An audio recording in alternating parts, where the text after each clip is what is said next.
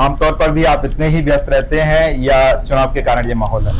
आपके होर्डिंग्स काफी ग्वालियर में चर्चित नजर आ रहे हैं। आप हैं ग्वालियर का संकल्प, ग्वालियर का विकास का संकल्प, प्रवीण ही विकल्प, बहुत जिक्र करते हैं। शिक्षित प्रवीण से आपका क्या अर्थ है? जब आप बात करते हैं 1 लाख रोजगार ग्वालियर में देने का, तो आपके लिए इसके कोई प्लान्स हैं, कोई स्ट्रेटेजी है? जब लोगों का ये भी कहना है कि केंद्र में और राज्य में आपकी सरकार नहीं है, क्या आपको समस्याएं फेस करनी पड़ी? प्रवीण जी कलेक्टर से बहस करते हुए नजर आते हैं ईवीएम मशीन को लेकर, पूरा मसला क्या था? लोगों ने चुनावी बातें बहुत जान ली। प्रवीण जी राजनीति में आए कब, क्यों आए राजनीति में? छात्रों के लिए आप क्या कर रहे हैं? कई सारे कॉलेजेस में अभी प्लेसमेंट्स नहीं आ रहे हैं, इंडस्ट्रीज ग्वालियर में कमी है, लोगों को रोजगार ग्वालियर के अंदर नहीं मिल रहा है। करने का समय कब मिला? कहा जाता है एक न्यूज़पेपर के अनुसार कि पार्टी के वरिष्ठ सदस्यों ने डिसाइड किया कि एक सर्वे टीम भेजी जाए, उसके बाद आपको चुना गया। नमस्कार, एक और बार स्वागत है आपका द ओपन स्टोरी पे। देश में लोकसभा चुनाव का जैसे कि आगाज हो चुका है। ग्वालियर चंबल की सीट सबसे चर्चित सीटों में से एक मानी जाती है। Gurukul dream foundation present the open story with Anshul Mishra में आप सभी का स्वागत है। आज हमारे साथ हैं प्रवीण पाठक जी। ये अपने आप को नेता नहीं, दक्षिण का बेटा कहते हैं, जिसे हाल ही में बदलकर उन्होंने ग्वालियर का बेटा कहना शुरू कर दिया। प्रवीण पाठक जी सोशल मीडिया पर भी काफी चर्चित रहते हैं। कभी कभी ये कलेक्टर के साथ बहस करते हुए नजर आते हैं और कभी ये कोरोना काल में लोगों की मदद करते हुए सुर्खियों में आते हैं। प्रवीण जी बहुत बहुत स्वागत है आपका द ओपन स्टोरी पर। आपका भी बहुत बहुत धन्यवाद। धन्यवाद सर। जैसा कि आपने बताया आप काफी बिजी हैं, आमतौर पर भी आप इतने ही व्यस्त रहते हैं या चुनाव के कारण ये माहौल है? देखिए, हम तो फुल टाइम 24/7 परिजनों की सेवा में रहते हैं और मुझे खाली बैठना ठीक भी नहीं लगता है। मैं सदैव कोशिश करता हूं कि जो मेरा पूरा दिन है वो किसी सकारात्मक कार्य में लगे, किसी की जन कल्याण की सेवा में लगे। तो निरंतर उस पर प्रैक्टिस करता रहता हूं।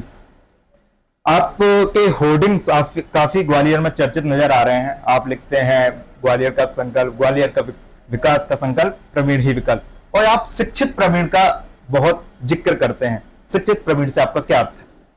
देखिए, शिक्षित प्रवीण से अर्थ आप जैसे शिक्षित लोगों को तो तुरंत समझना चाहिए। लोकतंत्र में जो लोकसभा का चुनाव है, अर्थात इस देश का लोकतंत्र का सर्वोच्च मंदिर, सर्वोच्च पंचायत, यहां पर पूरे देश से पढ़े लिखे लोग, शिक्षित लोग जाना चाहिए। ऐसे लोग जाना चाहिए जिनका चरित्र साफ हो, ईमानदारी से काम करें, न्यायपूर्ण व्यवस्था पर विश्वास रखते हो और दूरदृष्टि के साथ काम करने का जिनको अनुभव हो। जब ऐसे लोग संसद में पहुंचेंगे तो देश का विकास होगा, उनके क्षेत्र का विकास होगा, उनके प्रदेश का विकास होगा। जो लोग स्वयं के लिए जी रहे हैं, स्वयं के व्यवसायों के लिए जी रहे हैं, स्वयं की जाति में भी स्वयं के लोगों के लिए जी रहे हैं, ऐसे लोग मुझे नहीं लगता कि लोकतंत्र की सर्वोच्च पंचायत में बैठने लायक हैं। जब आप बात करते हैं 1 लाख रोजगार ग्वालियर में देने का, तो आपके लिए इसके कोई प्लान्स हैं, कोई स्ट्रेटेजी है आपके मन में? ये बड़ा अच्छा प्रश्न आपने पूछा और मुझे खुशी है कि आपने इस बात को एनालिसिस किया। पिछले 3 दशकों से भारतीय जनता पार्टी के यहाँ सांसद हैं, 10 साल से केंद्र में बीजेपी की सरकार है और 20 साल से अधिक समय से मध्य प्रदेश में भाजपा की सरकार है जी। पर ग्वालियर की स्थिति यह है कि ग्वालियर के युवाओं को रोजगार के लिए आज भी भटकना पड़ता है। ग्वालियर के युवाओं को रोजगार के लिए कहीं चेन्नई जाना पड़ता है, पुणे जाना पड़ता है, अहमदाबाद जाना पड़ता है, सूरत जाना पड़ता है। ग्वालियर के युवाओं के रोजगार का विषय कभी किसी ने उठाने की कोशिश नहीं की। राइट। मैंने ये मेरा चुनावी जुमला नहीं है बीजेपी की तरह कि हम लोग 15 लाख रुपए खाते में देंगे, 2 करोड़ रोजगार साल का देंगे। इसके पीछे पूरा हम लोगों ने एक रोड मैप तैयार किया है कि 1 लाख रोजगार इस ग्वालियर में हम लोग युवाओं को कैसे उपलब्ध करा सकते हैं, किस सेक्टर में क्या रोजगार दे सकते हैं। इसका पूरा एक मास्टर प्लान बना के तैयार किया है और ईश्वर यदि चाहेगा, प्रभु का आशीर्वाद रहेगा, ग्वालियर के परिजनों की कृपा रहेगी, तो ग्वालियर में हम लोग एक करके दिखा पाएंगे। और जब ग्वालियर में 1 लाख रोजगार दे सकते हैं, इसका मतलब ये है कि पूरे देश में भी हम लोग इसको बड़े स्तर पर क्रिएट कर सकते हैं। जरूरत है इसको थोड़ा व्यवस्थित तरीके से हैंडल करने की। जी। जब लोगों का ये भी कहना है कि केंद्र में और राज्य में आपकी सरकार नहीं है और जब आप काम करेंगे तो कैसे काम कर पाएंगे? जैसे आप पिछली बार विधायक थे तो राज्य में आपकी सरकार नहीं थी, क्या आपको समस्याएं फेस करनी पड़ी? देखिए, हम लोग तो चैलेंजर हैं, समस्याओं से कभी डरते नहीं है, विचलित भी नहीं होते जी। भले ही हमारी सरकार ना हो, पर जो भी बात सलीके से कही जाती है वो जरूर सुनी जाती है। मध्य प्रदेश में हमारी सरकार नहीं थी, उसके बाद भी ग्वालियर दक्षिण के जो शासकीय विद्यालय हैं वो मध्य प्रदेश में सबसे बेहतर विद्यालय है जी। प्राइवेट स्कूलों से बेहतर है। हम लोग विधायक स्टेशनरी बैंक चलाते रहे, 1000 बिस्तर के अस्पताल के लिए संघर्ष करते रहे, ग्वालियर की रोडों के लिए संघर्ष करते रहे, स्मार्ट सिटी का पैसा ठीक जगह लगे इसके लिए संघर्ष करते रहे। और कोरोना में तो हमारी सरकार नहीं थी, पर कोरोना का संघर्ष पूरे देश ने देखा है। उसके लिए मुझे इस देश में सर्वश्रेष्ठ विधायक का पुरस्कार भी मिला है। तो सरकार रहने ना रहने से ज्यादा फर्क नहीं पड़ता। यदि आप विपक्ष में हो तो आप आईना दिखा सकते हो सरकार को, उनकी जो कार्य पद्धति है उसको चैलेंज करके उसको सही दिशा दे सकते हो। विषय यह है कि आप अपने संकल्प के प्रति कितने समर्पित हैं। सरकार रहने ना रहने से ज्यादा फर्क नहीं पड़ता जी। जब पिछले विधानसभा चुनाव चल रहे थे तो शाम को एक सोशल मीडिया पर वीडियो वायरल होता है जिसमें प्रवीण जी कलेक्टर से बहस करते हुए नजर आते हैं ईवीएम मशीन को लेकर। पूरा मसला क्या था ये? मैं कलेक्टर से बहस नहीं कर रहा था, मैं ग्वालियर दक्षिण के जो मेरे परिजन हैं उनके अधिकार की आवाज उठा रहा था। कोई व्यक्ति यदि 2 बजे से लाइन में लगा है वोट डालने के लिए और शाम को 5 बजे तक 3 घंटे बाद भी यदि वो अपना वोट नहीं डाल पा रहा है तो इसका मतलब यह है कि ये उसके अधिकारों का हनन है जो हमको संविधान में धारा 326 में दिया गया अनुच्छेद क्रमांक जी। तो इसके लिए मेरा कलेक्टर से बहस हुआ। बहस तो एक जगह हुआ, पर ग्वालियर दक्षिण विधानसभा में लगभग 23 पोलिंग ऐसी थी जहां पर लोगों को वोट नहीं डालने दिया गया, तानाशाही की गई। चुनाव कैसे हारा ये मुझे कहने की आवश्यकता नहीं है, पूरा ग्वालियर नहीं पूरा मध्य प्रदेश जानता है कि किस प्रकार प्रशासनिक तंत्र का दुरुपयोग करके मुझे चुनाव हराया गया। और ये चुनाव हराना नहीं है, एक ऐसे पढ़े लिखे युवा की आवाज दबाना है जिसने नैतिक मूल्यों पर आधारित राजनीति की, जिसने न्याय की लड़ाई लड़ी, जिसने ग्वालियर दक्षिण के एक एक व्यक्ति की आवाज उठाई जी। तानाशाही का आपने जिक्र किया, तानाशाही से आपका क्या मतलब है? निश्चित तौर पर तानाशाही से यही मतलब है, डिक्टेटरशिप से यही मतलब है। केंद्र में जो हो रहा है आप देख ही रहे हो, किसी भी मुख्यमंत्री को उठा के जेल में डाल देते हैं। जब आपको आपका जो मौलिक अधिकार है, वोट डालने का अधिकार है, यदि आपको आपका अधिकार नहीं दिया जा रहा तो ये तानाशाही नहीं है तो क्या ये दयालुता थोड़ी है जी। लोगों ने चुनावी बातें बहुत जान ली प्रवीण जी के बारे में। शुरुआती तौर पर जानना चाहते हैं कि प्रवीण जी राजनीति में आए कब, क्यों आए राजनीति में? मैं 2007 में एनएसयूआई के माध्यम से राजनीति में आया जी। इसके पहले मैं सिविल सर्विसेज की तैयारी कर रहा था। ईश्वर को क्या मंजूर था मैं नहीं जानता, पर मेरा वहां सिलेक्शन नहीं हुआ। तो चूंकि मन में सदैव ये था कि जनसेवा करनी है, लोगों के लिए कुछ काम करना है, नौकरी वोकरी मेरे बस का था नहीं इस तरीके का। यूपीएससी भी इसलिए चुना कि वहां पर हम लोग समाज को एक दिशा दे सकते थे, जो नवाचार है उनकी शुरुआत कर सकते थे। उसके अलावा ऐसा कोई और माध्यम नहीं था कि जहां से हम लोग किसी नवाचार की शुरुआत कर सकते हो, सत्ता की दिशा मोड़ सकते हो और पॉलिसीज बना के अच्छी पॉलिसीज का अपने समाज में और देश में इम्प्लीमेंटेशन करा सकते हो। उसके बाद यही रास्ता बचता था, तो मैंने ये रास्ता चुना और कांग्रेस को चुना।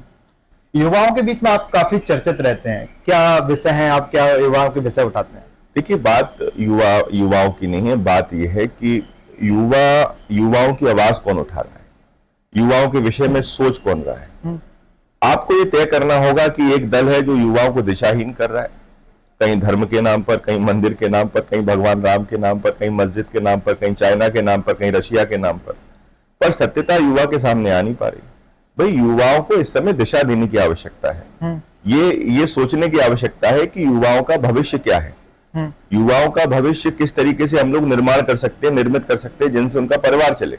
जब युवाओं का परिवार चलेगा तो उनके परिवार में संपन्नता बढ़ेगी, जब परिवार में संपन्नता बढ़ेगी तो समाज में संपन्नता बढ़ेगी, समाज में संपन्नता बढ़ेगी तो शहर में संपन्नता बढ़ेगी और इसी प्रकार प्रदेश में बढ़ेगी और देश में बढ़ेगी। युवा ही हमारे देश का भविष्य है, उसको दिशाहीन करना वास्तव में एक अपराध है, जो अपराध भारतीय जनता पार्टी कर रही है। युवाओं की अगर बात करते हैं तो छात्रों के ऊपर विषय आ जाता है। छात्रों के लिए आप क्या कर रहे हैं? कई सारे कॉलेजेस में अभी प्लेसमेंट्स नहीं आ रहे हैं, इंडस्ट्रीज ग्वालियर में कमी है, लोगों को रोजगार ग्वालियर के अंदर नहीं मिल रहा है। आपको इस बात के लिए साधुवाद, क्योंकि आज तक किसी भी मीडिया के एंकर ने ये विषय नहीं उठाया। हर कोई व्यक्ति आके पॉलिटिकल बात करता है, उसको मसाला चाहिए होता है, पर जमीनी हकीकत से ना कोई अवगत कराना चाहता, ना कोई अवगत होना चाहता। जहां तक युवाओं के लिए बात है, हमारी बहनों के लिए बात है, तो मैं आपको बता दूं, अभी सरकार रहने ना रहने का भी प्रश्न आपने पूछा था। KRG जो हमारा कॉलेज है जी महिला बच्चियों के लिए, हमारी बहनों के लिए, वो आज के दिन में मध्य प्रदेश में सबसे सुव्यवस्थित कॉलेज है महिलाओं के लिए, बहनों के लिए। जी इंडस्ट्रीज की जो बात है, मैंने कमिट किया था 2023 के इलेक्शन लड़ने के पहले, और मेरे उस मैनिफेस्टो में था कि मध्य प्रदेश में सबसे उन्नत इंडस्ट्रियल जोन हम लोग गिरवाई को बनाएंगे। देखिए, ये बात सच है कि ग्वालियर में नया एयरपोर्ट आ गया। ये एयरपोर्ट आना अच्छी बात है, मैं स्वागत करता हूं, धन्यवाद देता हूं, पर खाली एयरपोर्ट से क्या होने वाला है?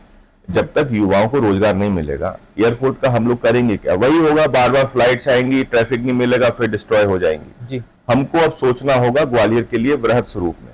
ये वो ग्वालियर है जो आज 2024 में, इस सदी में, जहां पर पीने के लिए प्रतिदिन ग्वालियर के नागरिकों को पानी नहीं मिलता है, और जबकि हमने स्मार्ट सिटी का हजारों करोड़ रुपए ग्वालियर में इन्वेस्ट कर दिया है। इन विषयों को सोचना होगा, ग्वालियर को सुव्यवस्थित बनाना होगा, क्योंकि आज से 50 वर्ष पहले ये ग्वालियर देश के सबसे उन्नत शहरों में एक था, और देश में विभिन्न जगह के जो लोग थे वो ग्वालियर में इसलिए रहना पसंद करते थे कि उनको लगता था कि ये देश का सबसे उन्नत शहर है।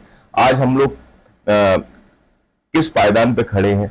पिछले 3-4 दशकों में कितना नीचे उतर आए हैं। हमारा जो विकासात्मक सोच है वो प्रतिबंधित हो गई है। इसलिए ग्वालियर के बारे में सोचना आवश्यक है, और ग्वालियर की जनता को, हमारे परिजनों को इस बात को जरूर सोचना होगा कि आप जिस व्यक्ति को वोट दे रहे हो, कल वो आपका प्रतिनिधित्व संसद में जाके करेगा, और संसद में जब ग्वालियर का व्यक्ति बोलेगा तो पूरे देश का ये मानस बनेगा कि ये ग्वालियर का व्यक्ति है, ये वह व्यक्ति है जिसको ग्वालियर के लोगों ने चुना है।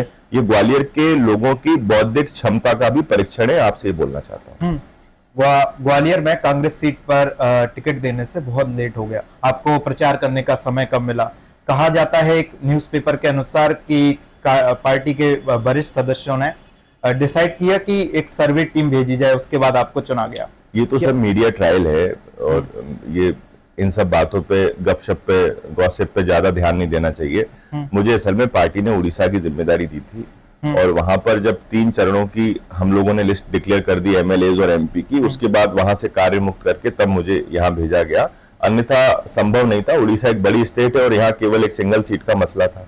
तो तय ये करना है कि भाई जो बॉसेस कहेंगे वैसा करना है। मैं तो बहुत ओबीडियंट स्टूडेंट हूँ, आपको बोलना चाहता हूँ। So thank you so much Praveen ji for joining us. बहुत बहुत धन्यवाद।